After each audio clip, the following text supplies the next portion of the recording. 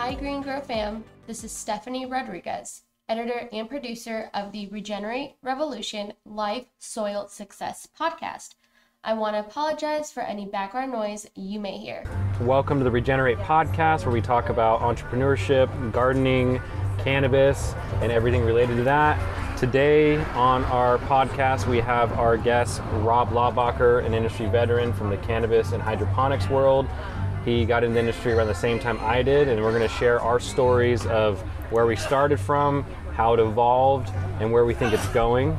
So thanks, Rob, for showing up and saying hi. Good to be here, brother. Yeah. We got in around the same time, I think, 2010? Yeah, I'm at the 16-year mark, maybe moving into 17. Yeah, so 2009 is when GreenGro was founded, and we started meeting up with everyone. I met you and a few other people first on the road, in the street, hitting stores. So why don't you tell the audience a little bit about like street life and what is it like being a rep early on in your origin story? Right. Well, what a long, strange trip it's been. Thousands upon thousands, maybe if not millions of miles at this point. Originally from New York, born and raised Long Island. I moved out to California when I was 20, turning 21, and I went from Massapequa, Long Island to Humboldt County, Arcata, living off G and Tully Lane. So it was a culture shock to me. I had never seen a hippie or even a weed plant before. I'd smoked marijuana in New York, but most of it was coming it was BC Big Bud, so Northern Lights and stuff like that. So you got your first hit of patchouli oil, dreadlocks, people not believing in showering every day. Okay. Exactly. Right. Yeah, it was quite the culture shock for me, but it began my education of all things cannabis. My sister was a cultivator at that time, and oddly a condo. And at that time, train wreck and sour diesel were all the rage. So I was basically helping to build grow rooms because my job in New York was construction. I was doing HVAC, framing, all those sorts of things. So when I came out to Cali, most of the hippies didn't know how to swing a hammer. So I started building grow rooms. Then I learned how to take care of them.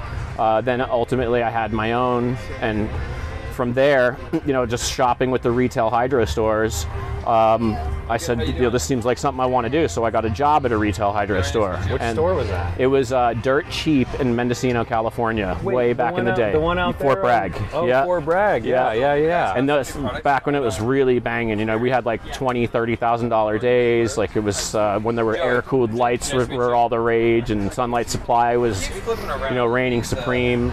The good days. And I kept seeing sales reps come in, and I made friends with them, like Hai Trong and just the various reps. So for people that don't know, Hai Trong was like one of the highest ranking members of Sunlight Supply before they got bought by Hawthorne, and maybe even after Hawthorne. And he was most notable for bringing a lot of these new brands, from maybe 2008 to 2016 into the fold of Sunlight, which, he expanded the line there with the help of Heather Coburn more than really anyone that I ever knew. Yeah. And on top of that, he was a real man's man. Like, he had to show all the customers a really good time. You find yourself in Vegas with him, it was going to be a wild night, to say the least. So he knew how to entertain, and he knew how to make great deals and take care of people. And so I made friends with Hai Trong. Hai Trong introduced me to Treg Bradley, the owner of Botanicare, because at the time Sunlight wasn't hiring. He goes, you know what, man, we're not hiring, but I'm going to get you a spot. And so he introduced me to Treg Bradley, and Botanicare. I was essentially the first sales rep for Botanicare stateside. They had a guy that was in Canada, but I was their first U.S. sales rep. When was that, 2007, 2008? I'd have to do some mathematics here to figure it out, but because it's all been a blur at this point. But it was a while ago, and So tell the audience, okay, what was it like in the Wild West days of the hydroponics and organics? Like, what is different about when you first got in, maybe when you were first repping for Botanicare, versus the last 10, 15 years? Like, what did you see? What was the vibe? The vibe at the time that I got in, there was, I hope this doesn't sound harsh. No, there was a lot more soul and love and compassion and energy. It was just an awesome industry to be in. People were excited. They were so excited. I remember like every deal that I did was based around smoking a joint or a blunt. Like that's how we did business. That's how we closed deals. Like, and back in the day, like when you walked in the store as a rep, the owners would like kind of grill you to see if you were bullshit or not, like to see what your level of knowledge was, feel you out. Okay. Yeah, I mean, I remember that when you and I and a bunch of people in Vegas in 2011, we couldn't really get anything done unless we left the show. It was a garden show. And then we'd meet up with them at 10, 11 o'clock at night, and then we'd have to be out with them until 2 or 3 in the morning, even later. And if we didn't do that, the deal wasn't done. Yeah, it was much more of a counter-culture industry where, we were all outlaws, essentially. I mean, there was recreational, but, for the vast majority of our lives, previous to that, especially when cultivating outside the state of California where there wasn't medical, we were outlaws. And so we wanted to make sure that the people we were doing business with, like, fit kind of into that mold, that they were like us.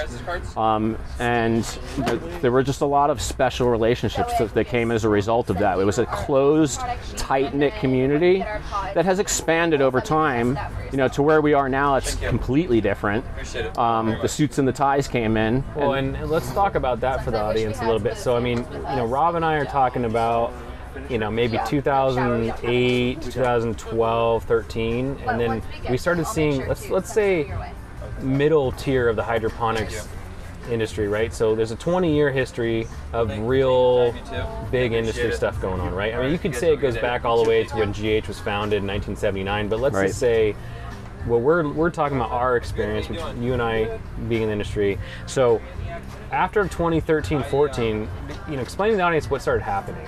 I mean, you started having the corporate takeover. Yeah, so really once big business found a way in, which was, hey, we could sell the equipment. We don't have to touch the plant. Yeah. And they had that realization, money started coming in from the outside world, and it started transitioning from a counterculture to kind of going into the mainstream. It was, as social media advanced, and the general acceptance of cannabis advanced, it started getting the attention of what I call the suits and the ties. No disrespect, people come from all walks of life, but we're being very cautious about who we're saying. Yeah, like, and also it's like so many people paved the way and put their liberty and freedom on the line because we were risking jail time in certain cases. Like, if we're being realistic here, not everyone was a medical cultivator, right? Yeah, we have black market, we have white market. That's really the only, and for the audience, there is no gray area. There's black or white market. Yep. You have the recreationally licensed growers, and you have the people that have been growing for 30 years, 40 years, third generation farmers. Yep. And that's what it is. Yeah, and coming from New York, I'm as a young kid, relatively, 21, 22 years old, I'm learning about families that have had multiple generations of cultivation, that go back to the times when the National Guard were flying around in Bell Hueys bucking up water tanks with 50 cows, like crazy shit. So, to where it is now, it's, you see some of those same families, which are now maybe like on generation 3, like fighting for survival in places like Garberville or Humboldt County or Trinity, where as the market expands throughout the U.S. and the word travels, and just as more cultivators come online, and the prices are fluctuating, and the cost of production, and then also going up against these commercial grows, which aren't necessarily the be-all end-all because they have to pay a lot of taxes, and they have a very narrow margin of error too. So, well, I mean, let's dive into that piece. So, I mean, what Rob and I have talked about the early stages of the industry and what it was like, and the cowboy days and money flowing. And then we talked about the middle stage, which was the corporate takeover, or let's say corporate investment period, where a lot of companies were being bought by larger corporations. We're not going to name any names, but and then you have the streamlining, I would say, of the industry from the middle stage now to what I call the late stage. And what Rob was talking about is every state that now legalizes cannabis, you have kind of an influx of growers that are chasing like whack-a-mole to every state, going, okay, I'm going to make money here, I'm going to make money there, and then that state collapses, and this one, right? And so now we finally, after 40 years of cannabis production, we're what I call late stage. California growers are fighting for their life. Big time. You know, and they're fighting for their life.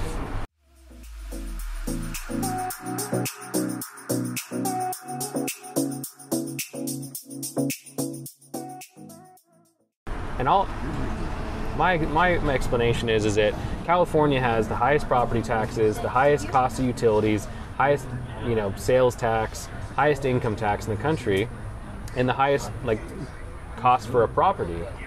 And we're supposed to be growing cannabis at a certain price, and then everyone else in the country is like coming in from a cheaper area going, oh, if you can't sell it to us for this, we're out. Yep. And yeah, between all the local and then state taxes levied on a white market grower, it's punishing. It's brutal. Like I said, very narrow margin of error. And at this point, you have MSOs based in, you know, all over the U.S., but they're shutting down California operations because they just simply can't get above board on their cultivation sites. So, you know, I'm really hoping at some point California gets the message and makes some adjustments to allow these entrepreneurs to be successful and come out into the light. Yeah, I mean, it's like a legacy program, right? It's like, you know, these people in Humboldt and Trinity and Mendocino and Sonoma County, they've been growing for 40 plus years. No one else in the country was daring to do this kind of stuff that they were doing. Exactly. They were creating the genetics, breeding the genetics, producing next generation high quality cannabis, and then now all of their work is almost being stolen from them, shipped across the country, produced for less, and then the people who are producing for less are trying to come back to them and say, I have your work over here, but if you don't produce it for 500 a pound, you can just pound salt. Yeah. For me, that's kind of where I've taken offense to this called late stage industry that we're in, where I think there's a resurgence that's going to happen soon. But what I think's happened is that we talked about the soul of the industry being ripped out. Yep. Because there was the cannabis market, especially in the West Coast, was very organics driven, very terpene enhanced. We want to make sure flavor, quality, aroma, look, bag appeal is there because we were proud of what we were producing, right? Just like the wine grape region in Sonoma and Mendocino County, we produce some of the best wine in the entire United States. We had the same type of care and quality to our products for cannabis. And now that it's being produced all around the United States with salt-grown, sterile, soulless weed, yep, it's exactly half-assed terpene profiles, if at all. Yeah. At all. Yeah. And so what I take it back to, and this is kind of an analogy for people in the wine industry, is that so California wines are some of the best in the world, but it wasn't always that way. So California vineyards started getting purchased after the industry was about 15 years old and there was some money in it. This is back in the late 80s. They started getting purchased by corporate wine conglomerates in the 90s. And then it was just like the cost went down, the quality went down, and people started going, after several years, going, this is bullshit. I want good wine. So you had some money flow in and create, I wouldn't say craft wineries, but, you know, like 50-acre wineries versus 500-acre wineries. Yep. And the wine quality was through the roof, right? So in the early 2000s, you started seeing this resurgence of like Napa Sonoma wine, $100 bottles of wine that it's the best wine you've ever had in your life, right? And yeah, you can get wine for $10 a bottle, right? That still exists from the corporate wine producers. But if you are a boardroom guy, if you're an entrepreneur, if you're someone that wants to show off to their friends and take them on a trip and say, here's a bottle of wine with our dinner, you're not getting the $10 bottle of wine. You're getting the Schrader $100 big cab, you know, from Napa. Yeah. And so that's kind of my transition really into like where we, I think the next 5 years is going to go is this. We had the late stage cannabis market where things kind of collapsed out here. And now we're kind of seeing the inklings of what terpenes, right? Yep. Terpenes are the essence of what makes cannabis good. And so when farms start tracking terpenes and they start realizing that salt-grown weed, if it's all you're doing in a sterile environment, can never produce good terpenes, I think we're going to see what happened in the wine industry.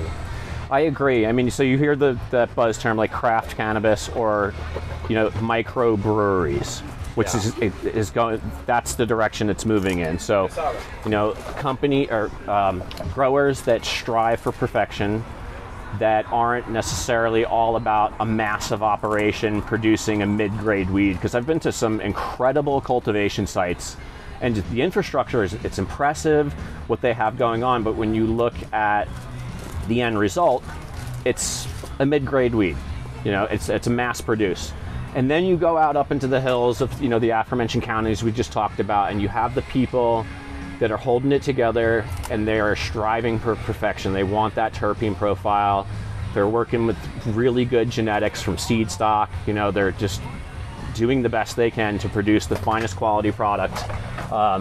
And that's important to a large portion of the market. Yeah, I think this cannabis collapse, you want to call it, is transitory because of what you just said. I know me personally, anything I've seen in most of the dispensaries over the last 12 months, I can't even touch it with a 10-foot pole. That's funny you mention that, because I didn't ever really go to dispensaries because I just get dank weed from all my homies, right? Yeah.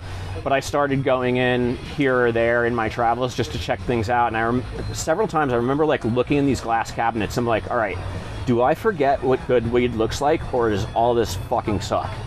It was strange to me. I was like, this is brown. I'm like, I'm confused. Am I missing something? Yeah, but and that's a big part that I was talking to one of our other colleagues here at Spare Time about today. Was people don't understand that if you grow in an absence of organics and microbials, your shelf life is half.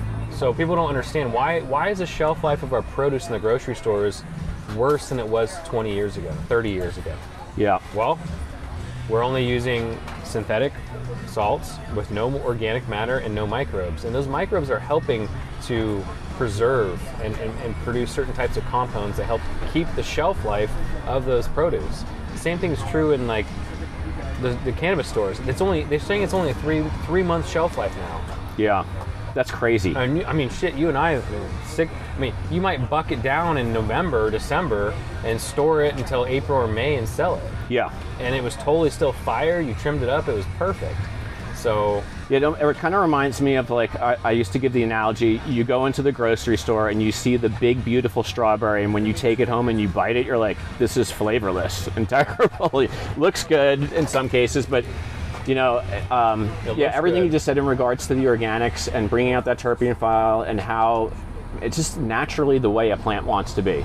We can throw science at something and be successful on a certain level, but that's what my new thing is to do. Is when I talk to a farmer that's real arrogant and they're growing synthetically and they're in a sterile environment, I go, "That's cool, bro. Show me your terpene score." Yep. Oh, we don't even test for that. We just CBD, THC. Our THC is at 29, 30%. I'm like, okay, so what's your terpenes at?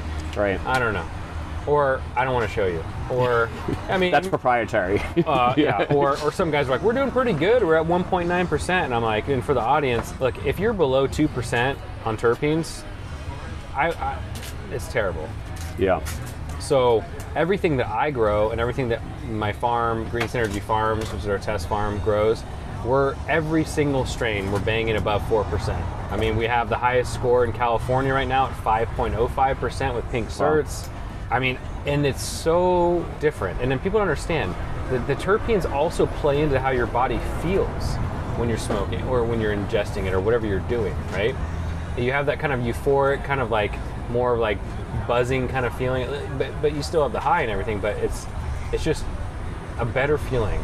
Agreed. I feel like this 28% THC with no soul stuff, you just feel like, yeah, I'm high, I guess, for a while, but yeah, I don't even care, I guess the wine thing, it's then you're noticing the floral notes or however they lay it out. That's the same with the terpenes too. And you can just tell the excitement in a grower who cares versus one who's just straight for commercial production too. The passion when they, hey man, check this out. They're opening the jar and they're like you crack open the bud and they get really excited about it. It's just a level of passion that's there versus I'm going to work today. This is my job. Yeah. Mix the reservoir. There's a degree of that in every grow, but particularly in the Triangle, it's been a unique place for a long time. And kind of back to what we were talking about previous, the collapse. It was actually emotional for me and hard to see. Yep. All of these families what do we do? Yeah. So I think that we will actually ultimately prevail because the people that have been doing it for as long as they have, they stand by the quality and the methods of production that work the best. And that involves organics, microbials, beneficials, that's what produces the cannabis that if people knew any better, that's all they'd want to smoke. Well, yeah, and I think the market's going to dictate to it over time, especially the people that have been used to smoking California high quality for 10, 15 years are like, wait, what happened to the quality here? So I think over the next 3 years, we're going to see it. Breathe life into your soil with GreenGro. Organic, sustainable, all-in-one soil additives for your gardening and farming needs. With the highest quality, non-harmful ingredients. Locally sourced, GreenGro promotes probiotic soil building that will nurture and help your soil flourish, maintaining a living soil system for your plants to thrive. Easy-to-use products for all stages of growing. You take pride in what you grow, and so do we. Grow only the best with GreenGro Biologicals. Order online or find your nearest location where GreenGro products are sold. Swinging back to, okay, it's fine if we have that 25-30% low grade shit, but you need to have mid and then premium tier, and you're discerning customers in the cities.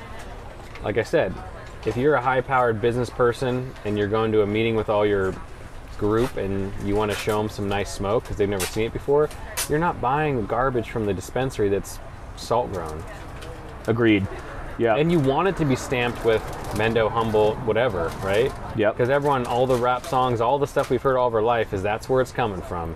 They didn't have a rap song saying Oklahoma weed is the best, right? They had a song saying Mendo, Humboldt, the green emerald triangle, you know? So it was unique for me to, you know, just being a New Yorker and just not even thinking about cannabis in the way that I do now, coming out here and being able to step foot in the ground zero of where this industry bloomed from.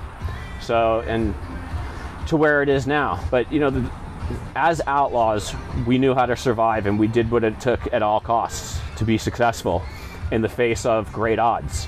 And so our ability to, you know, rise up and continue forward it is unmatched, and I know that we will prevail. And it's in a new market, it's in a different way, but you know, hustle hard. So let's tell the audience then. Okay, so we're looking at the next 5 years now. So we've gone through 3 phases of the cannabis market in our generational journey. Okay, over the last 15, 16 years. What is the next 5 years going to look like? We talked about it a little bit, so maybe a resurgence in organic premium craft, but what else could we see from it? That's a good question. I think we're going to see the white market, like I said, it needs to make some changes in California to be viable. Yeah. Maybe less taxes. Yes, that's what I'm hoping for. I think that, I mean, obviously, there's conversations going on with the governor. I mean, you know, people are basically on their bullhorns like, hey, help us out. We need these things. So I think ultimately California will and should relent to bring down the cost of production so that these companies can start just going away from straight salt production, let me get as many pounds as I can, and they can start focusing on the quality. I think maybe there's a line of, we have to produce this mid-grade because we have to hit these numbers to get this money to be operational because of all the taxes. I think that plays in somewhere. Yeah, and I mean, I think too, what I've been seeing is we have this, I call it the sexy term, right? Where it's like everyone thinks it's so sexy to do things like Big Ag does it. So I got to have the facility laid out with dual stage rows, with, you know, Grodan cubes, you know, certain types of, you know, liquid injection systems that are pneumatic, and it's sexy, right? It looks all clean and cool and everything. Yep. But they didn't need it for their size, right? Like only the largest cannabis facilities need that. Small and mediums, you could still do a nice irrigation system and do a raised bed system indoors where you have beds like a greenhouse where you have them like 2 feet by 100 feet and you have 4 or 5 beds, and you only have to replace that soil once every 2 or 3 years. Yep. So there again, you're cutting costs, you're going more living soil. You could still throw some salts at it, but you have the living soil buffer right there, and you're increasing terpenes. But what I think that might come back the direction of. I agree. Because I've shown and people. I've seen the setups you're talking about too before, and it's like, yeah, I mean, it started to become like a throwaway culture. I'm going to replace my soil every time, you know, and I'm just going to go through it. Like, you can re-amend. We have plenty of products in this industry that will help remediate your soil so that you can use it for years to come. And yes, you may need to backfill as stuff breaks down over time, but we're not talking about completely replacing your soil every time. Let's talk about regenerative farming. Yeah, and I think that's where the cost gap is between these commercial rec farms right now. Is that when I walk them, they're like, "Oh, Mark, we just, we can't afford to be running organics." And I'm like, okay, but let's take the difference between salt-based fertilizer and organic-based fertilizer. Organics might be a little bit more on the outside, but when it comes to replacing your cocoa every single run or your grow den every single run, I just feel like you could go and it's almost equivalent to the same price by the time you look at changing out your media. And then also, as you know, with salt-based fertilizers, you're going to be chasing pathogen issues. Yep. You're going to be chasing bugs. So let's add in the IPM sprays with the cost of replacing your soil or nutrient or whatever substrate you're using. Yeah, I mean, the pest and disease thing, like you mentioned, with organics, obviously, and using beneficials, the plants are going to have much more resistance to pathogens and infestations. And that saves a lot of money because IPM labor costs. Yeah, exactly. And just labor costs of replacing, and moving out those blocks. Now, I get, depending on where you're cultivating, like if you're in an urban environment, especially if like you're a home grower, let's separate for a second from commercial to like home grower. I get that it may be difficult if you live in San Francisco or Bay Area to grow soil, and you may want to do blocks. But anywhere you can grow organically and utilize, methods that have existed for millennia that now we've fine-tuned and we have available to you in easy-to-use products, it's ultimately going to be the better pet because of what it will produce, the flavor, like I said, the terpene profile, that really craft microbrew, just dank ass weed. Yeah, and that's what I think my mission, your mission for the next, 5 years is going to be. And we'll see where we're at in 5 years. And we'll have another conversation and be like, well, okay, this is what happened, So yeah. I think every 5 to 7 years is when we kind of notice a huge difference in the swing. So that's fair, Yeah. But I mean, I at least appreciate you coming out and talking to me about your story, your journey, which is very similar to mine, And again, we'll probably have more things to talk about in the future, other products that you've worked with and sold and other experiences you had in the industry, and a longer format session will be fun to have. So yeah, I look forward to that. We'll definitely hop on this again. In 5 years we'll be 21 years in roughly. That's a long tour of duty. So yeah. I definitely look forward to reporting what I see out there, and thanks for having me on. All right, before we close, how do people find you? How can people get a hold of you if they want to get your your consulting advice on what you do and what brands you service? Yeah, absolutely. So you can get a hold of me at Laubacher Consulting at gmail.com. That's Laubacher. So it's my last name, consulting at gmail.com. I wasn't creative enough to, pick some fun name. So just me, first name Rob. I represent several other brands in addition to GreenGro, like BioAg and Central Coast Gardening Products. So I have humic and fulvic acids, I have pesticides, and different grow medias, and I cover California, Oregon, Washington, Arizona, Nevada, but really throughout my career I've covered basically most of the US and into Canada too. Awesome. I make myself available to my customers basically 24/7 almost. I've even had customers just check me on that by calling me at 11 o'clock on a Saturday night, and they're damn surprised when I pick up the phone. That's awesome. I've even had situations where it's Saturday night, 2 a.m., maybe I'm out with some friends partying, I get an email from a customer in LA, and I say, watch this. They're not going to expect me to respond. I'm like, bam, thanks for the order. So it's I'm always here for my customers and down to help out in any way that I can. So feel free to email me or contact me by phone, 916-926-7600. All right. Well, everyone, thank you so much for coming to listen to our podcast today, the Regenerate Podcast by GreenGro. You can find GreenGro at thegreengrow.com with no W. We also have Instagram at thegreengrow and YouTube at GreenGro Biologicals. So thank you, and see you guys again next time. Thank you for listening to this week's episode on the Regenerate Revolution Life Soil Success podcast. Do not forget to leave us a 5-star rating, review, like, comment, and share with your friends.